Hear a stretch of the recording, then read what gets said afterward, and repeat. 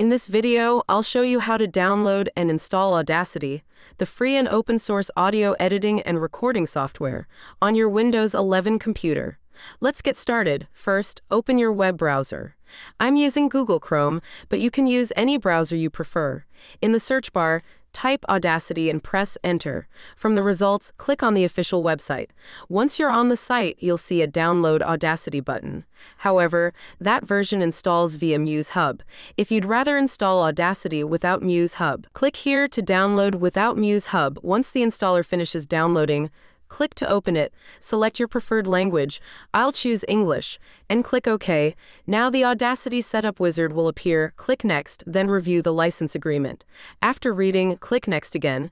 You'll now see the install location. You can change this by clicking Browse, but I'm happy with the default, so I'll click Next. You'll be asked if you want a desktop shortcut. That's optional. I'll leave it checked and click Next. Now click Install and the setup will begin. This usually takes just a few seconds. Once installation is complete, leave Launch Audacity checked and click Finish. Audacity will open and you might see a Welcome or Release Notes window. You can close that if you like. And that's it. You now have Audacity 3.7.3 installed and ready to use on Windows 11.